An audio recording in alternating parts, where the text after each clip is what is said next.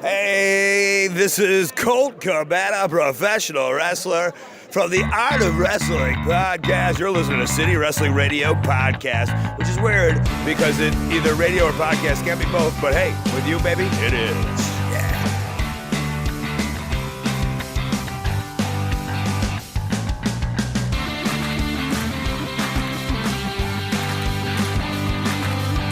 What's going on, everybody? This is City Wrestling Radio, and this is the B Show. I'm your host, Corey Smith, back at it again in the Diamond Studio with my pal, my B Show beekeeper. Corey, my socks are wet. It has been raining, but that's why, that we have the special beekeeping socks for you to change into here in the beehive. What? Who are you? I'm Michael Vergara. I know that. They all know that, but they should by now. That's my way of telling you, say your damn name. How are you today, sir? Again, my socks are wet. That sucks. I mean, what did you... No, they're socks. Did you step into a puddle on the way here? Yeah, no, and it's just at the risk of talking about the weather again, because I know the listeners how's the weather today, guys? I know the listeners are just dying to hear nonstop rain. Yeah, and I'm sure a lot of the places in the country would love that over like 15, 20 inches of snow. That's true, because with rain, you're just dealing with like a liquid. With snow, you have to like shovel that shit out like in a driveway or... Yeah, you can't just like drive into it. Yeah, what would you rather deal with? Rain, which you get wet, or snow, which, it's a solid thing. It'll get wet later, but then you can just brush that off. You can be buried in it, too.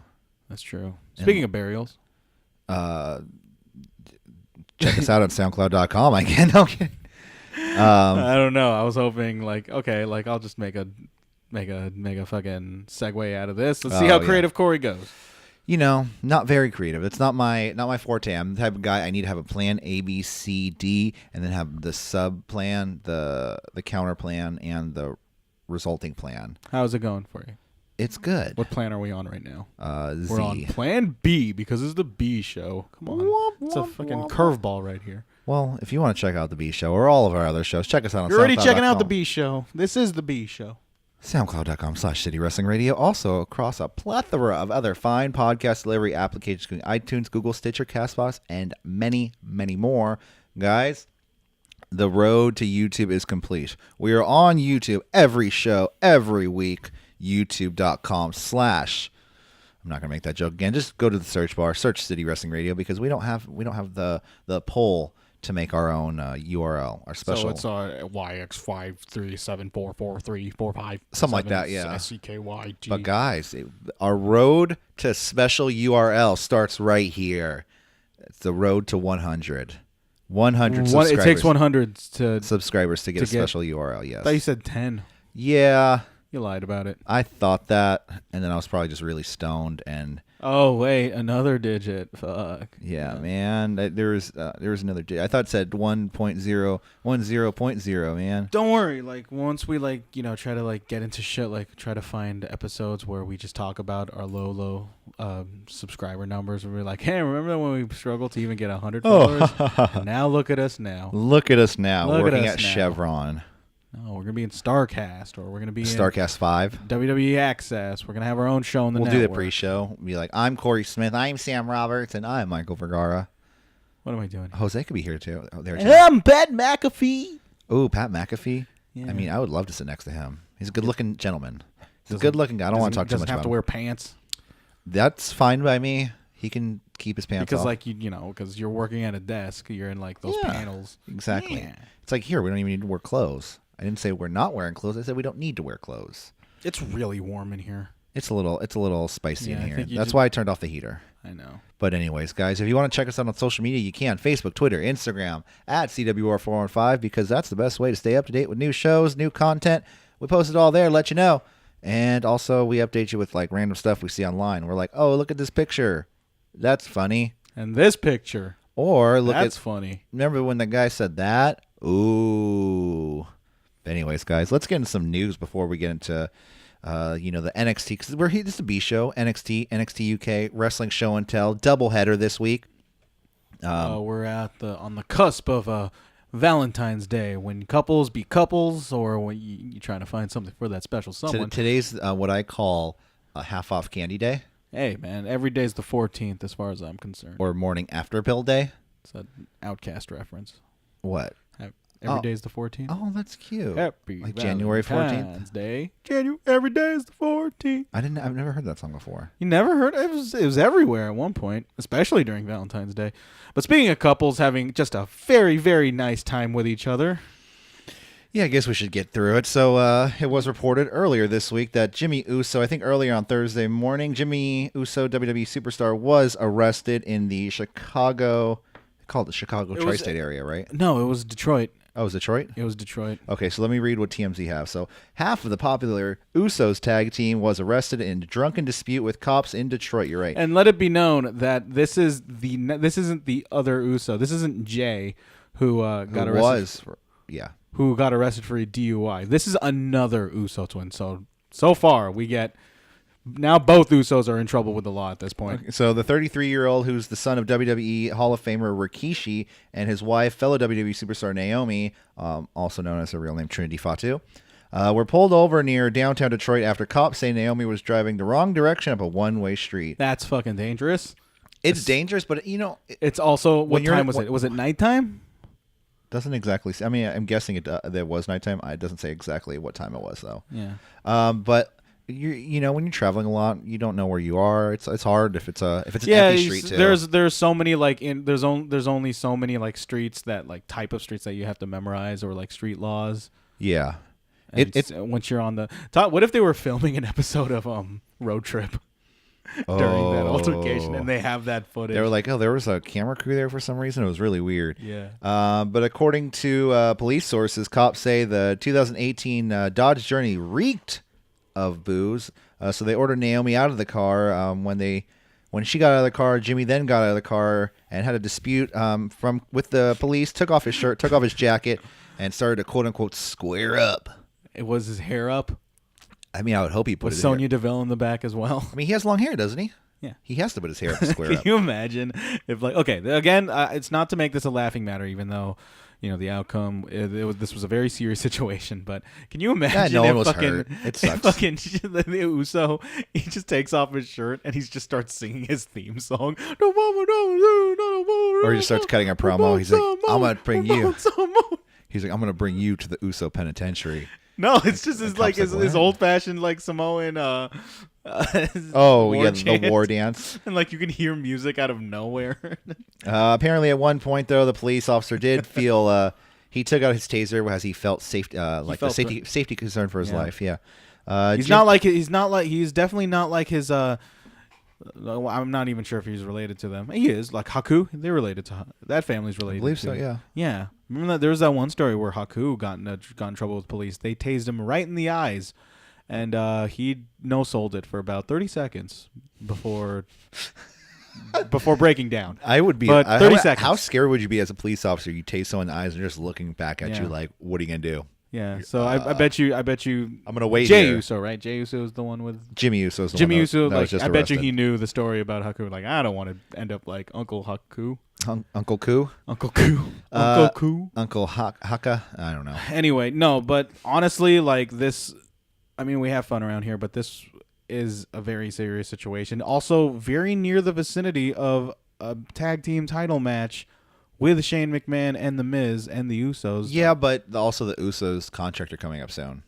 So, I mean, if you really think about it, WWE did issue a statement and says, what's his real name? Jonathan Fatu, right? Yep. Jonathan Fatu, a.k.a. Jimmy Uso, is responsible for his own decision, or his own... responsible for his own actions, which is, I feel like that's their more or less template for things that they just don't really have a full understanding of. Like, they said the same thing about the whole Rich Swann situation. They said it about Jey Uso, too, when he was arrested for the DUI. For their own action.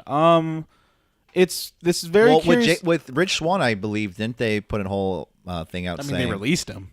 Well, then they're saying, like, we don't know exactly what's happening now, but he's suspended until further... Yeah. We're definitely not getting suspension, especially, like, since the seriousness is nowhere near at the level as, like, a Rich Swann, even though it could have been super serious. Nobody was hurt. Yeah, and, like, not to get, like, except for feelings and bank accounts. It's not to get too political in here. Like, we know the whole sentiment of the police and their treatment of people of color. Yeah. And so, like, had the way it could have went a lot worse. Yeah, the way Jimmy Uso and Naomi like handled this situation, knowing our country's history with altercations that go south, especially with the police officers, this could have easily been turned into ultimately a tragedy. Yeah, there could have been a trigger happy police officer. Yeah. And let's just be grateful that it ended the way it did. And it's really hard to. I mean, I guess the match is still going on. Yeah, the match is. They haven't canceled it. He's posted bail, or he's posted bond. I guess that's what they call it now. It's still not definitely a good look. He was arrested for disorderly conduct. Yeah, and then I don't know how the situation handles for Naomi's sake. Like, I'm assuming not much is going to be happening in terms of precaution. Like, and also we hear like the automobile was reeked of booze, but you could assume. Again, this is without knowing anything in regards to the situation, but then you could assume that Naomi was just driving home Jimmy when he was drank too much, and maybe she and we don't know whether or not she was also inebriated as well. But she's driving, and then she was also going the wrong direction in a one-way street. If she was driving and the car reeked of booze, they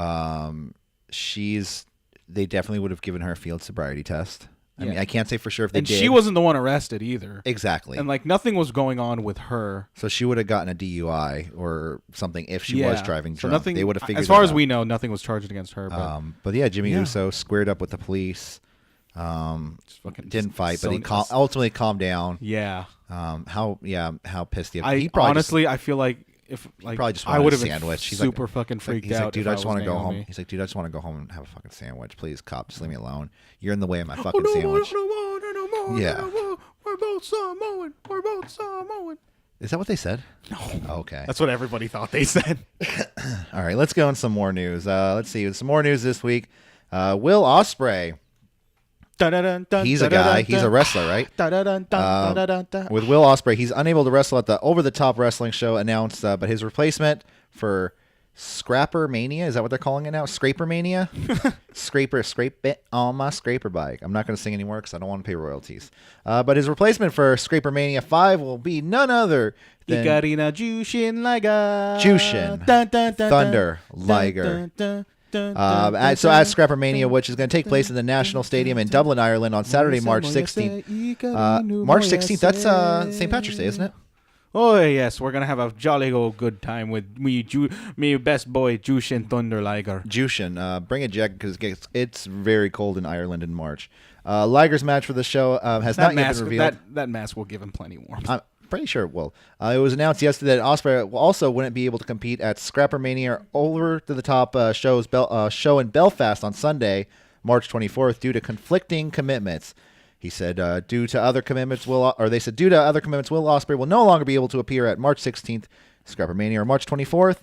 And due to conflicting dates, just to be noted, New Japan's the New Japan Cup will be taking place on those dates. Okay, fuck. It's been quite a while ago, but was Liger in was he in the Cow Palace show? I feel like I should have remembered that. He was at John O'Connell High School. But he had to have been in the Cow Palace show. I want to say yes. Yeah. If he wasn't there, he was definitely doing commentary. It pains me to think that I wouldn't remember that because, dude, I got to see Liger in the legendary Cow Palace. A 6-man tag. I wore a New Japan shirt when I went to that John O'Connell show. And then he just pointed at you and did a thumbs up. No, he was going around. He grabbed me and then patted my chest. Said, "I like your shirt." Did he really say, "I like your shirt"? Yeah, he did. I like your shirt, man. He's like, "Hey, bro. Thanks. Hey, Corey David Smith of the Diamond Studio. I'm Jushin Thunder Liger, and I like your shirt." He was like, "I'm Jushin Thunder Liger." It's very surprising how well his English has grown over the years. I mean, he's an older gentleman. Yeah, dude. No, honestly, you work that amount of years in wrestling, dealing with American wrestlers from the West. He has to know at least a little bit of English. If Shinsuke Nakamura can learn that amount of English in the amount of time he's wrestling, or Asuka, hell, even fucking Kushida, which he's still trying to get. Right now, he's trying to get used to American life. He recently just moved to Florida. Did he move already? Yeah. Okay, yeah, good. Kushida is super. Kenny Omega's going to move up too. Apparently, he's probably going to also move to Florida. They're just going to be. They're going to have parties down there. Hey, no income. Let's move to Florida, dude. We can do the podcast. I do not want it, dude. I just saw Twitter. Well, alligators. So I followed Florida Man on Twitter. Who's that? It's just like every news report of every like Florida man doing everything like horrible in that state. There was this one GIF of just a guy like licking a doorknob. No, licking a doorbell, and the security camera of the door of him staring at it as he kept on licking it. It was the most disgusting thing ever. Big E tweeted about it. It's funny. He also names his Twitter account Florida Man. You know, it's really funny too because also Florida's just full of wrestlers, just full of wrestlers. Yeah, just like us. Oh, I wish I was full of wrestlers. Ugh. Anyways, let's move on. What was I just talking about? Because I got distracted thinking about. Say that as the rosebud picture is in our Chromecast. Sorry, once I said that, I just started thinking about Tyler Bate, and I just have to stop. Anyways, yeah, so it's gonna be interesting to see what happens. See if he's gonna even be in the what's the April Supercard show. He'll probably be in the Supercard G1 show. I mean, it's New Japan, so yeah, It's New Japan. it's New Japan. New Japan. And our next piece, and our next piece of little bit of lesser known news. I don't think this piece of news is going around too much, but Booker T has just issued a statement or issued. Oh yeah, a no, this has been lawsuit. going on this has been going around like not just wrestling circles but video game circles as well. Okay, yeah, this is where I actually got the news from. So Booker T, also known as GI Bro back in the WCW days, has filed a copyright infringement lawsuit against Activision, alleging that the Call of Duty character David Prophet Wilkes is based upon his character G.I. Bro, a persona Booker T created in the early years of his wrestling career. In 2015, Booker T collaborated with Travis Hoffman on drawings based on the character and ultimately a comic book called G.I. Bro and the Dragon of Death. This is a lot of weird stuff here. Like, I didn't know. Oh yeah, no, the similarities are actually pretty fucking striking. But not to like his real character, not like the character he was in the ring. But it looks like Booker T. It does look like Booker T. You're absolutely right. But he looks like if G.I. Bro was around nowadays. You know what I'm saying? You know, because I was looking at modernization of exactly the look. because it looks like Booker T now, but as G.I. Bro. So, hey man, I mean, there's definitely a case for it like looking very similar. oh yeah, I wouldn't ignore it. do If they I was call Booker that? T, I wouldn't ignore it. Oh hell no, he's like, man, that's a man's handshake right there. Some comment RVD made a while ago. Yes, I said small. What? Yeah, no, that was the tweet. It was just one of those moments like, man, Booker T should like really should start proofreading. Oh, It was just it's where you start like thinking like questioning his like, his brain. oh. Like, Well, man, no, come on, like this is barely a sentence right here. No, I mean, I'm not going to say that towards Booker T's face. you know what? I know plenty of people that are in their 30s with good brains who also don't know how to spell. Okay, so don't make fun of his brain. He just, might not know how to type that well. Booker brain. Maybe maybe his phone is set to like a different language, and he's like it's autocorrecting to Spanish. You know what I'm saying? Yeah. No, I totally believe you. It's exactly. I'm willing to believe that's exactly what happened. Anyways, so yeah, no. It looks exactly like him. So I say Booker, go for it. Get your money. Make them change that face in a new update. It's a fucking comic book for Call of Duty. Oh, right? it is? Oh, it's a comic book? Yeah. Oh, okay. Well, there we go. And our last piece of news for today. It seems that AEW has signed The Undertaker. So what's notable about this is this is actually like one of among many other non-WWE signings for The Undertaker. Yeah. In forever. Actually, ever. And did you know about his rates? Oh, yeah. Go on if you want. He did not come cheap. Undertaker. So I knew this from Survivor Series weekend, how I met some people that went to go. It was a meet and greet for The Undertaker at like a collectibles place. And they said they were paying for themselves $150 per photo and $150 for autograph. So God. $300 for a photo and autograph. I honestly think I'd value a photo more than an autograph. Oh, absolutely. Me but too. But then again, you got those eBay people Exactly. where they just want to sign. Absolutely. Yeah. I would. You know what? If I was The Undertaker, I would say charge more for the autograph. I would say maybe do $75 for a photo because what are you gonna do with a photo? Yeah. You know what I mean? That's just like, hey, this is me with The Undertaker. I'm a fan. Yeah. As opposed to selling stuff. So his rates, Undertaker's rates, and break out that checkbook, Corey. His rates is about $25,000 per hour. Well, no, I heard there's a deal if we do 3 hours. Yeah, I was about to get there. $60,000 for 3 hours. Done. Okay, Undertaker, you're All booked right. for the City Wrestling Radio. Yeah. So like when Conrad Thompson, the guy who's running Starcast, you know what he said? What? May my bank account rest in peace. And I was like, that's very rest in peace, It's brother. do you know if like Starcast is sold out or like No, tickets was just on sale, I think, today. today? Today at 12 o'clock. I would imagine that place I'm not got going to go. sold out. Oh, they're not, you still have to pay for the meet and greet.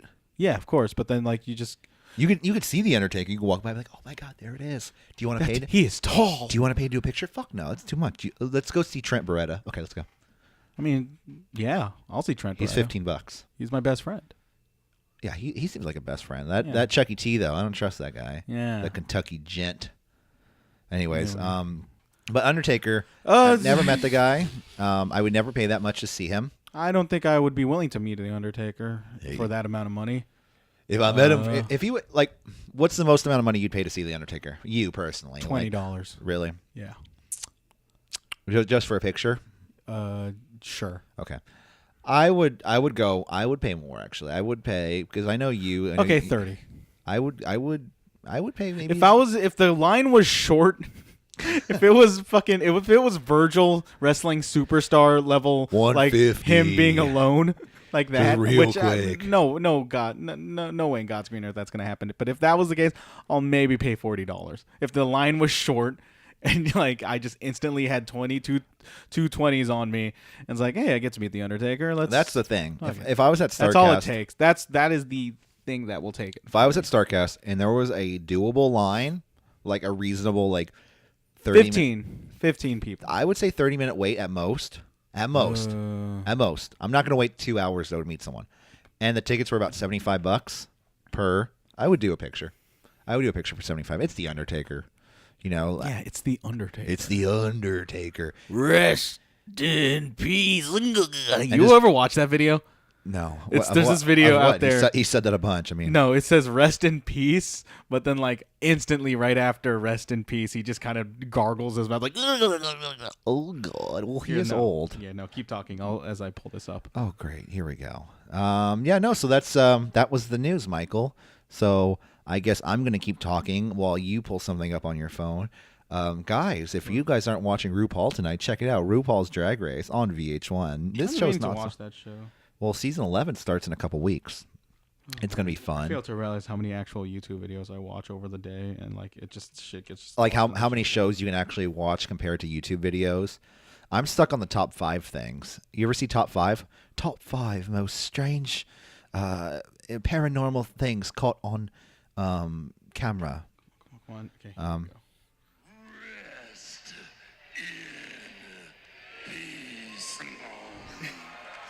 That's good. It's like he had gum and he just accidentally swallowed it. The fixident Yeah. popped down. Ooh, I just called his ass old. Oh, dude. All right, let's get into reviews, Michael, shall we? We have sure. 4 things to review: NXT, NXT UK, Wrestling Show and Tell, double header, which I've already changed my next week's pick mid show. Oh man, Swerve. We get the Swerve. Vince Russo wrestling podcast. Hey, bro. So let's get into it. Let's start with NXT UK. NXT UK dated February 13th. NXT UK in the USA. Wait, really? Yeah, we're in Phoenix, Arizona. This is taped during WWE Access. Remember how they said they were coming to Phoenix to film some of the NXT UK? So now, yeah, they're doing. Okay, well, let's see. They filmed them in Access. So Toni Storm comes out the ring to start the match. She didn't think things could get any better than winning the Mae Young Classic, but hey, it did. She's the champion now. She says she's a fighting champion. She's kicked Rhea Ripley's ass before, and she's gladly going to do it again. Out comes Rhea Ripley, and Rhea Ripley is really sick of comparing herself to Toni, or people comparing her to Toni Storm, and they kind of just stare each other they're both down. blonde. Yeah, but Rhea Both Ripley tan. is gorgeous, and they're both gorgeous, Oh yeah, no, totally. but Rhea Ripley's just a beast too. So in a great way, in a very Intimidating. attractive and intimidating way. Yes, Yeah, she's not like most girls. she's not like no, no, but yeah. But it was a really boring way to start the show because it's a small venue and it's the middle of WWE Access, so you have people. Yeah, you have people who aren't necessarily hardcore like NXT fans. People, it's like a mixed crowd of the general fan. And you got people waiting in line paying $250 to wait for the Undertaker. Then you have I saw the bistro. At one point, the camera went to the other side. They didn't pay attention to what's that rule called where you can't, like the 360 rule or something. Oh shit! Rule of thirds. Yeah, well, something like that. But where you can't turn all the way around because then you throw people off. That's Anyways, true. That's true. That is. But yeah, there was like the bistro, and I saw the food court behind there, and I was like, oh, look at that! They have a bistro there.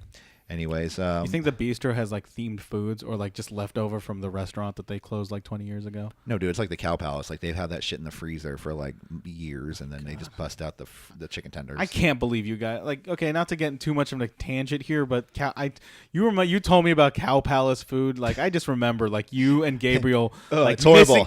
You and Gabriel missing the entirety of Haruki Goto versus Jeff Cobb just to get fucking chicken strips. Yeah. I was just with Celeste, and I'm like, are they gonna come back here? Because it's actually a pretty good match. It's like Jeff Cobb's a homie, so you know. Yeah, I was actually a little. I also missed the was it Marty Scurll match? Yeah, those were like key matches. That was like an I never thought I was gonna see Scurll, these right? guys. Yeah. Was a No. Okada and Marty Scurll is all in. Yeah. Anyways, let's keep it going. First match of the night for NXT UK: Noam Dar versus Jordan Devlin. The two lock up, standing. What's the rock bottom called without it being called the rock bottom? The bookend. Standing rock bottom and then a standing moonsault to Noam Dar. Devlin misses with a springboard crossbody off the ring post. Springboard stunner to Noam Dar. Out comes Travis Banks because, he doesn't like Jordan Devlin. Devlin tries to pin Dar, but his feet were on the ropes. Banks comes down, intervenes. Enziguri to Banks. Roll up win. And Dar pins Jordan Devlin. It's been quite some time since Jordan Devlin had a pin. Devlin Dar. Dar Devlin. But like I said, this whole show is wacky and doesn't come off right because they're not being out of the ordinary. It really is. It's really just it's like a post NXT takeover, but 2 weeks in advance. And it just things I looked forward to weren't that great at all. Okay. So after the match, Jordan Devlin beats down on Dar. Banks comes out for the save, and that's what happened.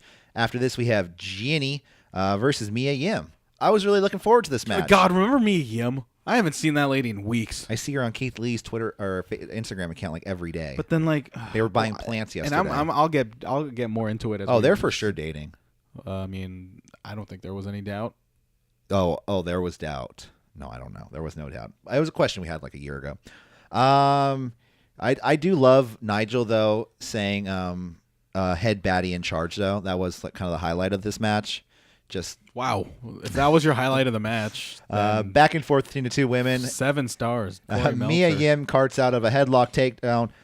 Surfboard to Mia Yim. Tarantula to Ginny on the ropes. Neck breaker to Ginny. A series of strikes followed by a cannonball to Ginny. German suplex into the turnbuckle to Ginny. Kick to the jaw to Mia Yim. And then Ginny gets her feet on the ropes, pins Mia Yim. So, yep. Mia Yim, thanks for coming. It was a dirty win, but at least you can keep Mia Yim somewhat strong. They could do so much more with Mia Yim. Oh, absolutely. Especially in this week's NXT, where they did make sure to reference her being trained by Shayna Baszler, though. And I think if one of two people can take that title off Shayna Baszler, it's either wait a minute. Mia Yim got trained by Shayna Baszler. Her submission skills, yes. Okay. They lived together for a long time. They were roommates. Okay. All right. But they mentioned that. I just find it hard to believe. Kayfabe wise or shoot wise. Shoot wise, because not to doubt Shayna Baszler's in LA, I believe. not to downplay Shayna Baszler's abilities, but then the fact that you get somebody as experienced as Mia Yim and you get somebody as experienced as Shayna Baszler in terms of wrestling use, but then you're saying MMA submission training. Yeah, exactly. No, yeah. If I think there are one of two women that can take that NXT women's title off of Shayna Baszler, it's either Mia Yim or Candice LeRae. Candice LeRae, I think get there. We'll have an ultimate baby story. Mia Yim, yeah. We're having a baby. Wait, what? Because you said ultimate baby story. Oh, yeah. Baby. Let's see. Where we at? The main event. Peter Dune versus Wolf. Yeah, I know. That match, see, that's the thing, is that match was dragging out. All these matches dragged out. Oh, these weren't 10 minutes and then you got vignettes or recapping that? We had recaps, but I don't ever fucking pay attention to recaps of Jordan Devlin last week. He attacked Travis Banks. And Dunn versus Wolfgang, back and forth between the two. Wolfgang uses Dunn like a lawn dart, bounces him off the ropes, release German to Wolfgang. Very dangerous spot. Triangle hold to Wolfgang. Inverted exploder suplex to Peter Dunn. Wolfgang goes for a senton, lands into a finger bar. Submission, pin, win there.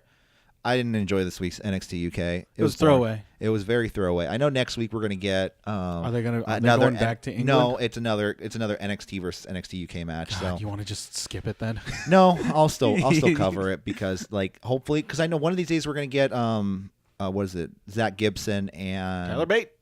Well, Zach Gibson and what's his Joseph Connors versus Danny Burch and Oney Lorcan for the NXT UK titles. Looking forward to that one. And I honestly think I know they're pushing, and we'll talk about it more when you start talking about NXT in a second. But I know they're pushing them in that kind of area in that tag division. Yeah, but I think they would do great in the NXT UK scene. Yeah. Anyways, NXT 213. 2019. First off, we get a Pedro Morales memorial graphic to start off. May he rest in peace. Condolences. But then right off the bat, we start off with Dominic Dijakovic. They made sure they say the C instead of itch, which is still weird to me. Versus Shane Thorne. This is Shane Thorne's first appearance post Nick Miller release, I think. I don't know. First I ever seen him. Thorne, what his single? You said it. Sorry, what? This is Shane Thorne's first appearance post Nick Miller release. No, he wrestled in the Worlds Collide tournament. Worlds Collide tournament. Yeah, totally. Thorne gets Dijak down and kicks him repeatedly. Dijak throws Thorne into the air after having his arm worked over. They get to the top rope, and Dijak does a backflip from the second rope, then super kicks Thorne to the outside. Dijak then does a top rope corkscrew plancha, feast your eyes, pin, win. I thought this was another very good showing for Dijakovic. They're just gonna name him Dominic. Dominic D. No, they're just gonna call him Dominic. Call him Dominic D. No, just because Dominic D involves another fucking name, another fucking last name. They want one named people, and I think Dominic is going. That's just gonna be his name. Who is that tag team that's in NXT that looks like Deuce and Domino, but they come out to like the metal music? The Metro Boys. Yeah. They need to tag him with the Metro Boys. Dominic D and the Metro Boys. That sounds like a really good... quite the character shift. That is pretty much Brodus Clay level shift right there. We almost immediately after they win, just 3 seconds, we immediately just goes to Undisputed Era vignette. I just thought that was super strange to me. They talk about speed bumps. Roderick Strong says he's back in singles competition now that Fish and Riley are back together. Adam Cole says that Ricochet is in over his head and that he'll win or something. We get the Skyrits, Io Shirai and Io Shirai. Io Shirai. I've been trying to break that down into syllables. Yeah, and Kairi so I don't mess it up because I don't want to offend anyone about there, and I just want to get her name right. Yeah, you owe it to these ladies. Io Shirai says her pinning Shayna got her #1 contendership, I think, for the most part. Don't turn that camera towards me because people will know that I'm actually reading off notes, and we're just breaking. We're all reading off notes. And the camera was already on you, actually. This entire time. Yeah, Corey is just there. filming us Instagram, right here. how you doing? Bianca says not all that and says that she's undefeated. It's whatever. Humberto Carrillo and Stacey Irwin Jr. versus, before that, we get Cassius Ohno. Yeah, he appears and says that the Full Sail crowd makes him sick. Pause for booze. Oh, no. Oh, wait. Well, sorry. Pause for booze. Ooh. He says he's out of here and that he's going somewhere to show that he's best. So I'm assuming he's just doing a couple of Evolve shows. Where could he possibly go? He's definitely not going main roster, right? No. And could he be done? I mean, I don't think so. He can't. You don't think he could legit be done in WWE or into NXT? If he was first of all, he's coming back. He came back the second time for a reason. You know what they should do, and you're right with the Evolve shows. That's a good idea, but he needs to come back. That's Chris Hero. That's Chris Hero. It's because you're wearing a shirt. It's a good look. I feel like that's like a. You know the one thing I wore this shirt on Bart one time, and I was walking down, and someone said something, and I heard behind me, wrestling shirt. That's a wrestling shirt. Wrestling shirt. You're one of us. Am I your friend now? Give me a too sweet. Oh my God. Anyways, he says he's out of here. He's going somewhere to show that he's the best. Keith Lee comes out with a rolling elbow and says, "Oh no," or better yet, "Oh my God!" He knocks him on his ass first, and then I said rolling elbow. Oh, okay, yeah. That "Oh my God" was a reference to that Vine dude who said the same thing. Keith Lee was hilarious at that segment. He says, "Don't let the door hit you in the ass on the way out of here," and Yeah, there we go. So we get Humberto Carrillo and Stacey Irwin Jr. versus the Street Profits who come out. And they came out and kind of give a handshake to Keith Lee. Yeah, like, what's up, man? And I thought this was going to be a complete jobber match, and I was kind of surprised for a second. I was like, were they really going to job out Humberto Carrillo? Well, we'll find out. Montez Ford dead fishes right next to Ono's dead, limp, fat body on the ground. Ford stares down. No, he stared down after drop kicking each other. No, after drop kicking Humberto Carrillo. Yeah, that spot. Standing shooting star press from Irwin Jr. Dawkins spears Irwin. Ford side suplex Irwin straight onto his neck, in which the ref instantly checks on Irwin to Ford's dismay. Like, honestly, you could hear a pin drop as soon as Irwin's neck dropped to the canvas. It was really bad. Irwin kicks out and makes a hot tag to Carrillo. Carrillo missile drop kicks Dawkins' headband off of him. Irwin does a moonsault that had crazy height to it. Street Profits give Irwin a super blockbuster for the win. I thought this went above my expectations between all four of these guys. Even Stacey Irwin Jr. looked pretty good. Question. Did Street Profits come off kind of heelish? I think that was just by circumstance due to the fact that the way Montez Ford slammed Irwin Jr. Like, he just wanted, like, he did seem kind of freaking mad when it's like, just let me pin the man. Because it seemed like they were coming off a little bit more aggressive towards the end for sure. Yeah, so. Yeah. There's definitely like some subtleness to it, which I kind of expect. And they could be turning them heel, so we never know. I don't know. They seem. I don't want them they to come turn off heel. way more likable as faces. Yeah. Where am I? Yeah, I thought it was a really great TV match. Carrillo continues to be quite the dark horse for NXT, but as much as I really like him, he's like the unsung hero of the entire like under roster, like the entire B crew. 205 Live NXT. I'm sure he'll show up at NXT UK eventually. Yeah, I mean, like as much as I like Humberto Carrillo, I still want to see more. He is such a sweetheart too. You ever see like interviews with him? Just like he has the happy, biggest smiley guy. He looks like first off, he looks like he's like his face looks like he's 12. He probably is 12. You know, we know. Well, he's a tall guy, so but he's also got this biggest his smile dimples. I've ever seen. Yeah, it's the dimples. He's like, well, and let me tell you something. I am. Does he talk like that? Yeah, he's like deep voice. He's man, he sounds like Loki. Yeah, but like deep, but like we are businessmen. We are the place of business. We will do this. But he has a little bit of an accent. But Mr. Bison from Street Fighter. Yeah, Carrillo continues to be quite the dark horse for NXT, but honestly, I want to see more of Mendoza. Because my money is always on Mendoza. Money's on Mendoza. Heel Mendoza. That should be his catchphrase. Money on Mendoza. Put your money on Mendoza. Make it now. Money on Mendoza. Yeah. Post-match, Montez Ford talks about the tag division. Real fiery promo as Ford calls out War Raiders.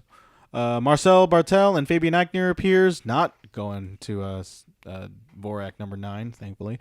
Bartel says, "So Street Profits, stand aside." He said, "9. Exactly. Lorcan and Birch appear and just rabble. Like, they didn't get mics. They just like, yeah. Ooh, we're angry. Yeah. Then we get the War Raiders. Raymond Rowe says, "Too much talking and not enough fighting." They slowly approach everybody, but Undisputed Era appears. Pure bedlam at Full Sail. They toss Oni Lorcan to everyone. It was a very Undisputed Era episode. Yeah, if you really think about it. Yeah, I can tell the promo, this, and then the main event. Yeah. That's the thing about NXT. Like, they kind of just rotate like certain entities and individuals. Well, which I really like. It's formulaic for even WWE, but it works for Monday Night Raw. You had Becky Lynch. Like, will she apologize? She's in the back. Well, will she do it? And then she comes out later in the night. Yeah, but then that's also the next week as well too, and then the next week, and then the next week. Yeah. We get a John Gargano recap. I don't know why I just wrote John Gargano recap of his NXT. John Gargles. Of his NXT North American Championship title win against Ricochet. Velveteen Dream versus Johnny Gargano for that title next week. Can't wait. Yeah, find out what happens. Next up, Corey. We get a Tainara Conchi versus Aaliyah in a who the fuck asked for this match? I thought the exact same thing. I was watching this. I was like on the phone with Gabriel in our Pacific Northwest chapter, by the way. And I'm sitting here like, what the hell is this? Like, okay, first off, Aaliyah's been here since Bailey was wrestling. Okay, right? Look, let me interrupt you there. There was a reason why this happened, but there was. You're right. There was, but they could have. You were saying?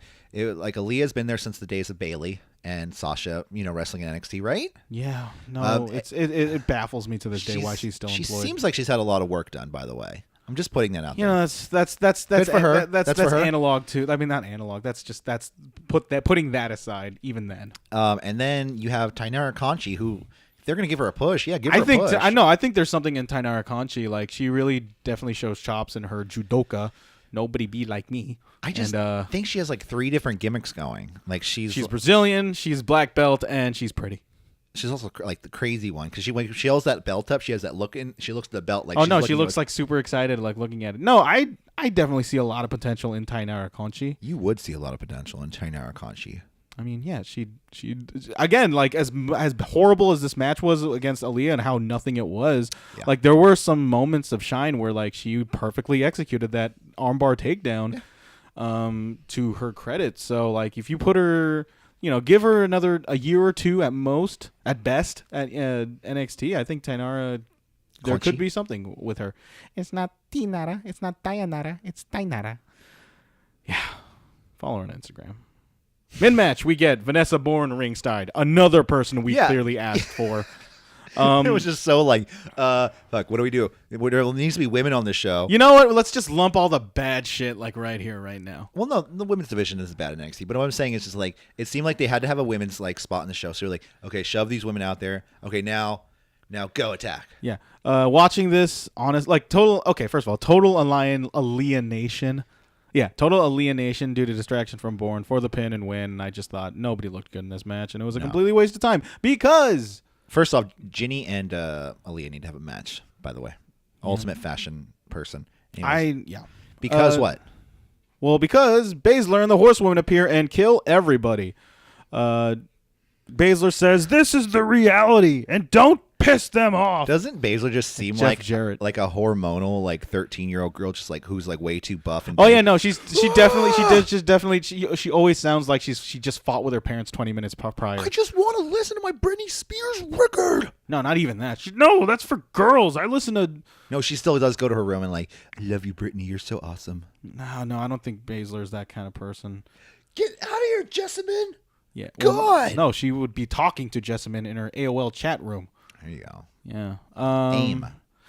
Yeah, I just thought, like, looking at this, I thought, like, even then, like, when you mentioned Mia Yim or any, like, Io Shirai, Kairi Sane, or even, like, hell, even a Candice LeRae, I just thought, like, the NXT women's division, like, even with Bianca Belair, who just, granted, had just had her match, like, that takeover. I still think she's undefeated. We're getting kind of, there is a little bit of a depth issue, in my opinion, in terms of the NXT vanilla brand, because, like, there's, because, like, once you see, like, the likes of Vanessa Bourne and, like, Aaliyah, the fact that they're still getting television time, and we're not getting, like, a Mia Yim, or even a fucking Karen Q, or what's her name, Zia Lee, or Zia Lee. Yeah, I just thought, like, watching this was like, man, Brookside. There is a clear, like, spot, like, clear missing, like, spot, like, it's not as stacked as NXT. It's not like the NXT women's is. I mean, not the top as women faces on NXT are Io Shirai and Kairi Sane, Candice LeRae, Dakota Kai, I guess, can be considered one of them. Yeah, and I just felt, and I think they are getting a little bit lopsided in terms of faces because you really just have Baszler and her horsewomen, and then, like, to an extent, Aaliyah and Bourne. Like, you would think, like, maybe they called up Lacey Evans too fast. Yeah, what happened to Lacey Evans? I mean, if I were a betting man, I would assume that they watched that Royal Rumble match and just thought, this lady's not ready. She's at the Chase Stadium. Hello?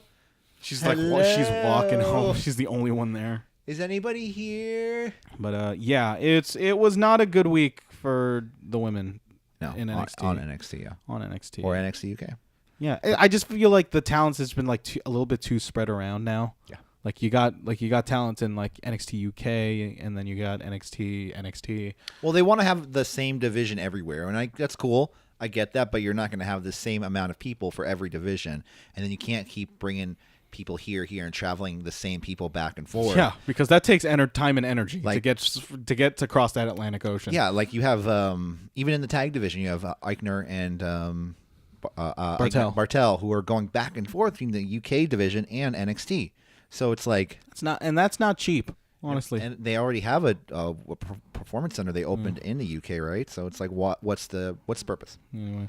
We got a Velveteen Dream vignette, pretty much just saying how cool he is and pimping his match against Gargano next week. We are going to find out who is going to win that match. Get on the Dream.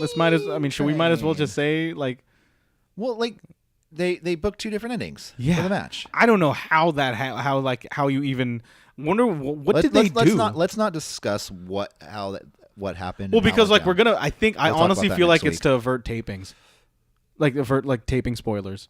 Yeah. Well, imagine if they did this to Aleister Black and Ciampa. Oh, well, I'll say this. Well, they can't do it at like. Yeah. But they do this on like a lot of reality shows. Like I can even say and I know it's like a second RuPaul reference, but on RuPaul, when they have the live season finale, they film 3 different endings. They film all 3 queens winning. That seems so hard to do because then what makes this reaction? How about like the reaction from the people who won? Like who legit? How are you trying to orchestrate this when legit reaction?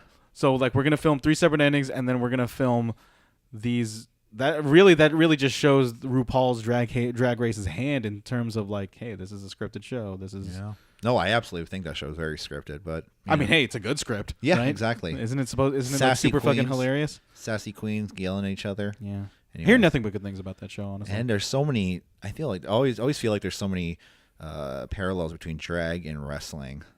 I mean, it's both very flamboyant. Theatrical, and, like, people flamboyant. always work on their characters. There's heels, there's faces. Really? I mean, there's different queens. What makes a heel and what makes a face? Like one's just like really just catty in front of everybody, and one's just like really nice, but also just very clever. Exactly. And then you have the comedy queens who are also like. Is RuPaul a heel or a face? I would say RuPaul would be a face right now. Like she would be like not.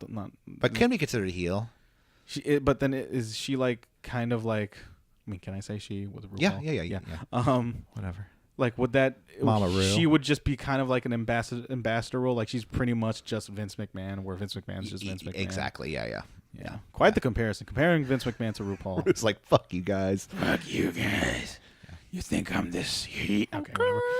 Okay, main event: Ricochet versus Adam Cole. One and only. Tope Suicida from Ricochet. Ricochet's ankle gets caught in a rope, which Cole works on for pretty much most of the match, and it pretty much is Cole grounding Rico with the leg work. Lariat by Ricochet as he braces a comeback. 2 Ushigoroshis from Cole to a 2 count. Rico does a reverse Rana on one leg. He does a reverse Rana, and then on one leg he springboards into Cole's leg, which I thought looked great. Yeah. They trade knees and kicks. Ricochet flips, lands on his knees, and get kicked in the face by Cole for a near fall. Frankensteiner by Ricochet, Northern Light suplex into another suplex and into a Michinoku driver for the pin and the win on Ricochet. Instantly, Undisputed Era attacks Ricochet post-match, and also Aleister Black comes in. He also gets attacked too. So pretty much as soon as possible, you have Cole's heat back even in a loss. And I just thought, man, Adam Cole, this guy, he is on the verge of just being the NXT's like super fall guy. He's the guy who ate the pin on Halftime Heat.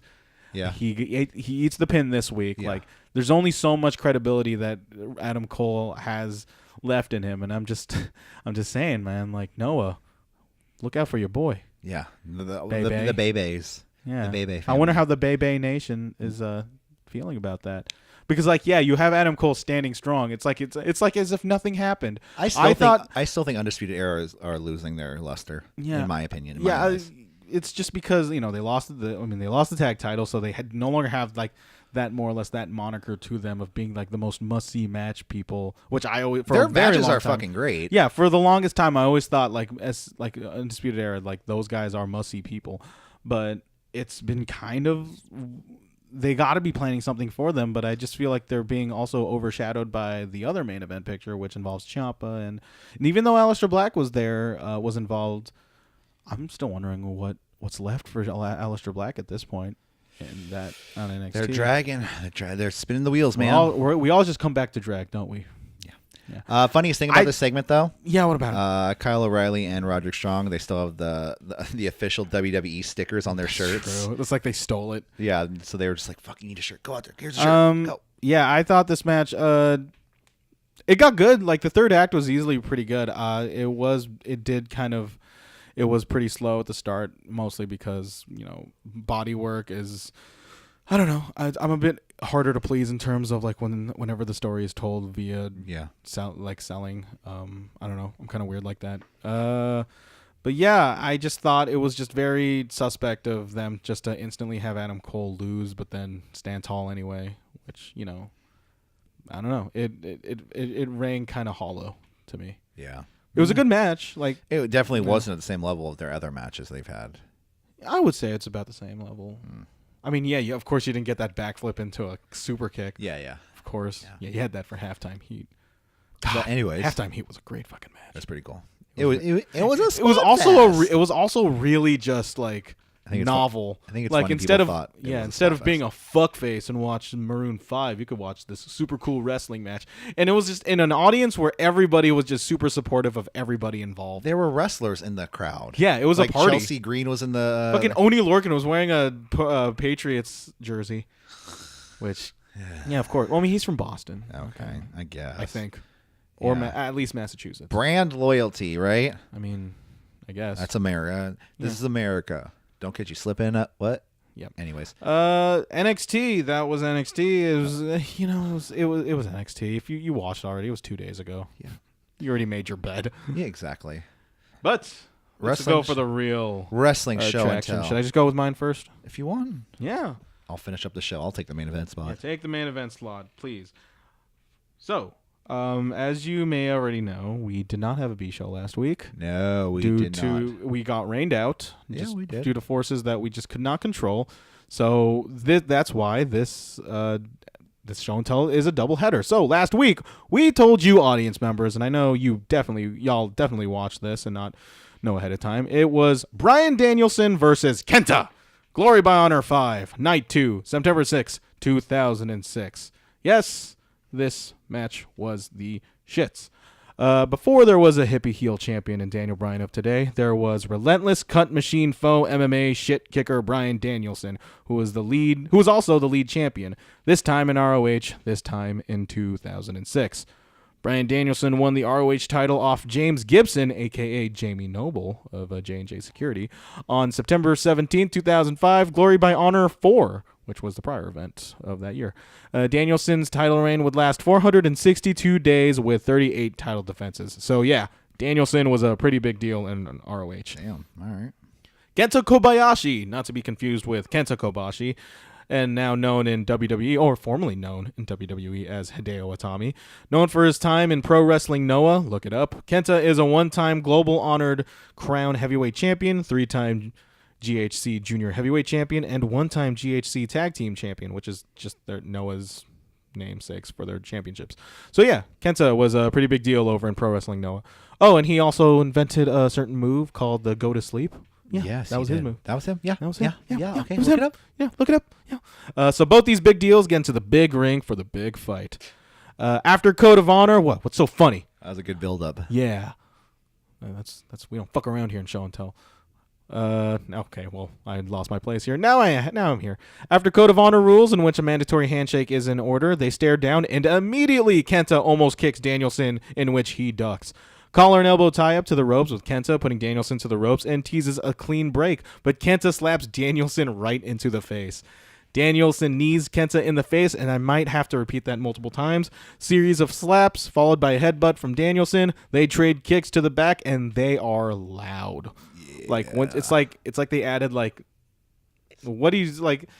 How would you make that possible? Like, do they just put extra leather in their kick? Hey man, kick you know pads? I'm not a Foley artist. I don't know. Yeah. We get kicks from Kenta to Danielson and works the shoulder, in which Danielson favors because, like a true indie wrestler, Bryan Danielson opted not to have surgery on that shoulder. Yeah. Good job. Because he probably couldn't afford it. Arm work from Kenta from this point on with an attempted Fujiwara. Kenta teases a springboard knee to a down Danielson, but lands on his feet and brushes Danielson's head with the bottom of his foot, which I thought looked awesome. Danielson attempts a sunset roll, but Kenta slaps the shit out of Danielson to "You got bitch slapped" chants. Plenty of very, very colorful crowd. Yeah, fuck those guys in the crowd. Sorry. Okay, no. Say your piece right now. I did not hear the complaint that you told me. Didn't prior they have to a this. faggot chant at some point? I did not hear it. I'm not saying I'm denying it, but Towards the end, I felt like there was a chant like that towards, I think, Daniel Bryan. But then I also thought it could have been something else. Like they could have been saying something else and just sounded like that. We'll review the tape later. Danielson gains control and teases. I don't doubt you. And teases a Romero special, but loses his footing. He says, "I fucked up." Stomps Kenta's knees and yells, "I never fuck up." Yeah. I just prime Danielson right here. Figure 4 from Danielson asks the ref to ask him, and Kenta says, "No." I just love I just love seeing Kenta just not only battle this figure four, but battling the English language as he tries to like verbalize, like whenever Todd Sinclair, the referee, it doesn't see Danielson grabbing the ropes during a figure four as leverage, and he just like looks up, he just like yells nah, nah, nah, at the referee at Todd Sinclair, which was very entertaining. Yeah. Ref asks Danielson if he's on the ropes, and he says no. Danielson does a slip shot rope on the bottom. Kenta kicks Danielson's shoulder some more and then sets up a missile dropkick for a 2 count. Danielson blocks a fisherman suplex but get butterfly suplexed again, I'm assuming from Kenta. Kenta then does an armbar, Boston Crab from Danielson. Kenta reaches the ropes. Kenta does an enziguri. Kenta attempts a GTS but gets an elbow. Superplex by Danielson, 2 count, but does a crossface chicken wing. Danielson continues control, but as he goes to the top rope, does a flying nothing because it sets up for him to land his head onto Kenta's foot, which, knowing Danielson's history with concussions, was, in hindsight, not exactly the most settling thing to watch. Kenta springs board, but Danielson drop kicks. They trade strikes. They trade suplex. They trade forearms until they both fall on the ring, fall in the floor of the ring to a resounding standing ovation. This is when the match hits its fever pitch. Like, we're just getting started, Corey. Don't yawn on me. Danielson drop kicks Kenta and puts him over the barricade. And with that, we get Danielson run to the ring, go to the top rope, and dive straight into Kenta and straight into the crowd. This distorts the mics so loudly as the crowd yells ROH. Danielson puts Kenta back into the ring and does a missile drop kick and kips up. Kenta then does a Fujiwara armbar. Danielson reaches the ropes. Ace Crusher, then Fuji armbar again from Kenta. So yeah, the shoulder. This was pretty much Kenta's bread and butter. Kenta yells Danielson to tap out. It was like tap out, tap out. Danielson reaches the ropes with his feet again. Regalplex to a 2 count from Danielson. Top rope suplex slams Kenta into the ground and sets up the cattle mutilation. Yeah. Kenta reaches the ropes with his feet to a big pop. And then Kenta chants are just heard from everybody. Front chancery suplex from Danielson, who goes up top. But Kenta pops up, teases a Falcon Arrow. Danielson jumps in, they tease a Falcon Arrow, and then Kenta goes to the ground. He lands on his feet, and then Danielson, as he springboards, he gets caught by Kenta for the go to sleep. Kenta covers for the 1, 2, 3. No! Danielson's foot is on the ropes, and this place goes fucking mental. Busaiku knee attempts on Danielson, which would later be his own finishing move, as the knee that beat John Cena, but does an O'Connor roll for a 2. Crucifix pin attempt for a 2 count, but Danielson knees Kenta for a long time, but teases a rise up and GCS through those knee strikes, but eventually the knees overpowers Kenta. Mm-hmm. A series of pin attempts on Danielson eventually sets up for the cattle mutilation. Danielson stops and elbows Kenta some more and reapplies the cattle mutilation again, and after what seemed to be a very long time, Kenta finally taps out. Danielson retains. 5 stars, Michael Meltzer. This match was incredible. By the way, that title's ugly. I mean, it's independent wrestling. What else can we do? Honestly, I am at peace into never seeing this level of intensity from these two guys again, because A, it was a long time ago. B, it happened numerous times already, and I am still at shock that, like, since these past 6 months with the Tommy and Daniel Bryan, like, both signed to the same company and are both medically cleared and quote unquote healthy, they had 0 interactions with each other, and we might be different times. We're probably not going to be able to see that ever again, and like ever. I mean, timing is everything in wrestling. That's really what just boils down. Yeah, to that's really but what then it is. can't like just once you just have that sort of sudden realization that Daniel Bryan is one of the main guys in SmackDown right now, and he's touring with the same person who is arguably his best opponent, the person he has the most comprehensive history with, and they have done nothing with him ever since. And I bet you that was one of like the straws that broke the camel's back in terms of Kenta just wanting to leave that company. I mean, at least one of them. Could be. That and the fact that he's in fucking 205 Live. Yeah, there you go. And it got a 4.75 on the Wrestling Observer. I am of the opinion that this gets a 5 on me because, what can I say? I love me some Brian Danielson. Yeah, it was a good match. I mean, it was. I thoroughly enjoyed the fact that this was a show and tell. Like, I could not wait to discuss this with you, Corey. Nice. It's a good match. I just. I didn't think it was that great. Yeah, it was all right. It was all right. I Yeah. was watching. I was just kind of like I wasn't fully like pulled into it. I was a little like. Was it good? Was it the audio? Was it like the production of it too? I mean, no, I don't know. Was Not it really. Dave Prazak? Was it the crowd? No. There's a lot of things to be put off by this. Like, was it the overexposure in the camera lens? I think it was they didn't use the rule of thirds. Yeah, no, yeah. You got to see the They didn't the beast set up their shots correctly. Yeah. Anyways, let's get into it. I mean, hey, look how far we've gone in terms of like production and professional wrestling. Like, yeah, you got like OTT with like their audio pretty much on the same level as ROH in 2006. Yeah. As much as I think that's one of like They should hire us, OTT. Will you go to Dublin with me, and we'll go work for OTT? yeah. Let's OTT. move there. Yeah. All right. Over the top wrestling. Let's go into our main event, our show and tell. It's a double main event. It's a double main event tonight. We have for our wrestling show and tell part due today. Brock Lesnar versus Eddie Guerrero. Because WWE No Way Out 2004. Because today, February 15th, February the 15th is the 15-year anniversary Good Lord. of this match. I was there live. It took place at the San Francisco's Cow Palace. So this was at the cusp of me coming back to wrestling also because back then I didn't have TNN like during most of the Attitude Era because our cable provider just living in the San Francisco Bay Area we just couldn't get TNN or Spike TV. And so we like legit miss half a week storyline with Raw because that's when Raw was on. And so when they did the brand split, like I kind of like fell out of it. And so as soon as I got TNN back, I was exposed to double the wrestling and double the fun. And then as soon as this happened, Eddie Guerrero winning the title. Yeah. I didn't watch it live. I found out afterwards, and then let's just say I got to watch this match through certain other means back in 2004 involving a peer-to-peer software that was less than legal. But this match in particular, lemon ropes, shall we call it? Lemon ropes. Yes, or Kazzer. But let's just say this match in particular, Brock Lesnar versus Eddie Guerrero, No Way Out 2004 for the WWE Championship, was on the regular rotation. So earlier in the week, or earlier a couple weeks before, give us the build-up. Stone Cold Steve Austin gives Goldberg a ticket to No Way Out because he was suspended by Raw GM Vince McMahon. He's not. I thought it was Bischoff at the time. Was it Bischoff? I thought it was Bischoff. Had to have been. Well, I thought they said he was suspended by Vince McMahon. Wait. When I was watching Goldberg suspended? I mean, maybe Vince McMahon gave the order to suspend Goldberg. Early in the night, so Goldberg sitting front row. Out comes SmackDown general manager Paul Heyman, which I totally forgot he was SmackDown GM for a minute. I know you got the owner of ECW and the owner of WCW. Well, not owner, but you know. He comes out with his full balding head, but still long ponytail in the back.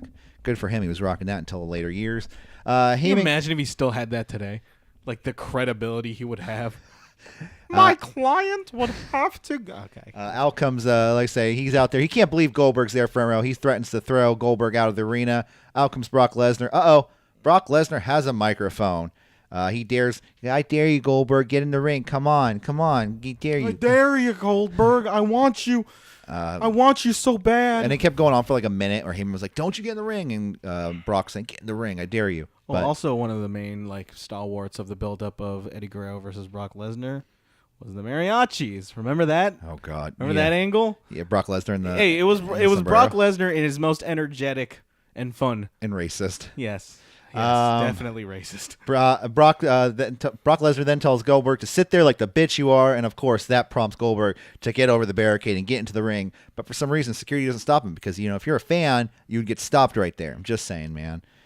He gives a jackhammer to Brock Lesnar after the brawl. Can you imagine if the lady who stopped Rob Gronkowski tried to stop Goldberg? Like, well, I mean, I'm not going to doubt her. Like, in 2004, spear, jackhammer, she's out of there, man. Oh, okay. That's what I'm saying. That's what happened in 2004. Security guard, then we'll get a jackhammer to Brock Lesnar. Security guards escort Goldberg out of the arena. I do like how the commentators are acting very heelish towards Goldberg, because they're both SmackDown brand. Exactly, brand loyalty, and that they're both saying this Raw superstar came in here to cause chaos. And then out comes Jesus. I'm showing Corey the mariachi video. Yeah, it's so bad. He is like, he looks like a fucking house. he had a pre-workout drink right there. You know, like right before he came out, he just slammed one. 5-hour energy. Anyways, and then out comes Hardcore Holly to chase off Brock Lesnar because he broke Hardcore Holly's neck. Remember that? He legit broke his neck. Eddie Guerrero got out. He got into this match because he won a 15-man Royal Rumble match on SmackDown a couple weeks prior. Such a good redemption story because, as you know, Eddie Guerrero has faced addiction problems throughout his life. I remember this so vividly in the SmackDown vs. Raw video game strategy guide and Eddie Guerrero's biography.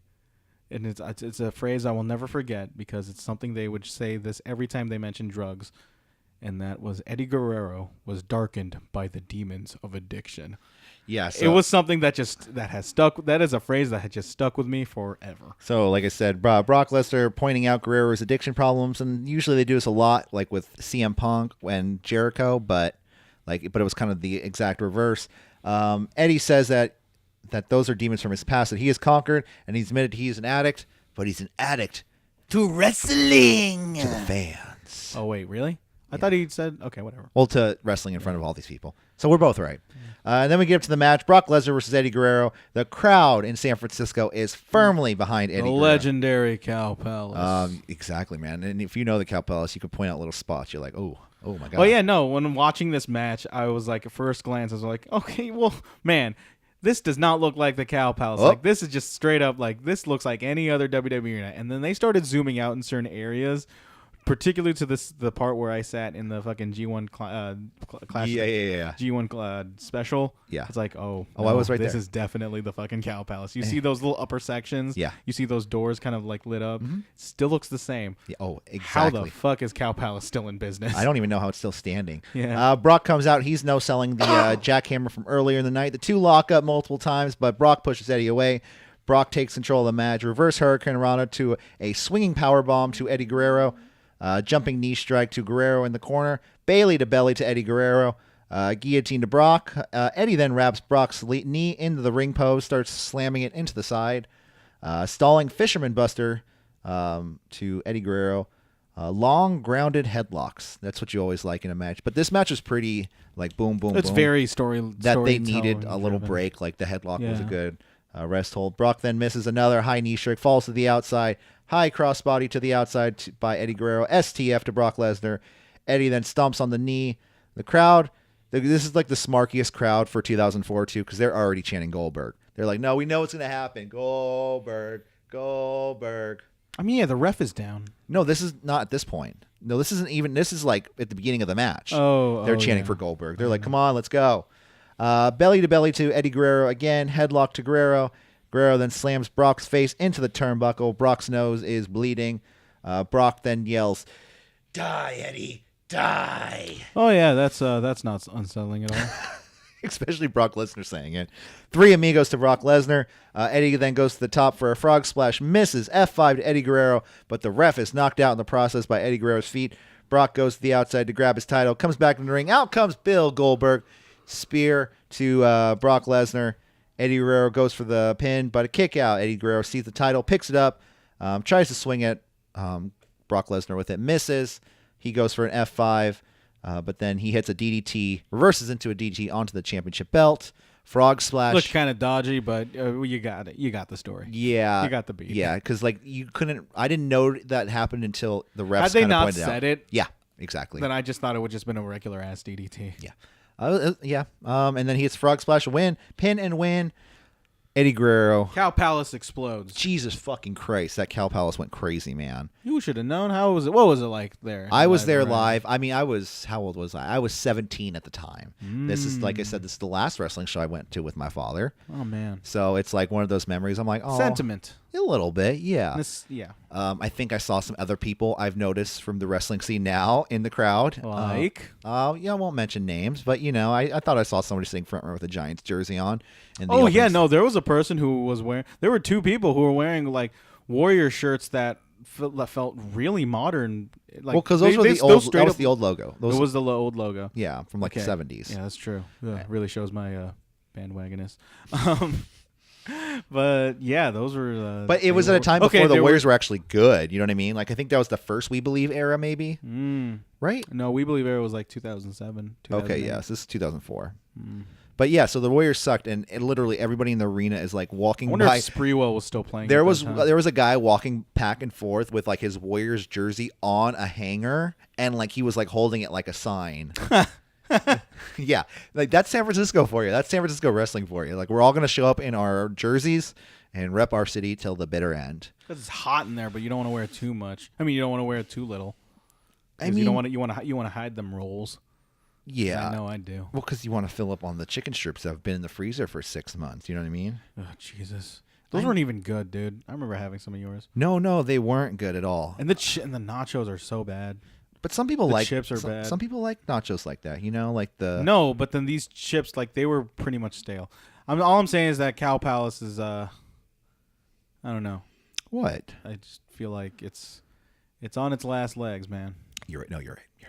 It's definitely on its last legs. Anyways, long live the Cow Palace. Long live hashtag long live the Cow Palace. Watching the Clash of the Cow Palace, where Eddie, or like Rey Mysterio, he said I remember being in this arena and a guy named Eddie Guerrero won the title, and they had the No Way Out chair. The chair, yeah, from No Way Out. Yeah. I wonder whose chair that was. Now that I watched this match. And I started pointing people out. I'm not going to say names. People that I know. Why aren't you pointing? Like it's not like it's a freaking like a mark of shame.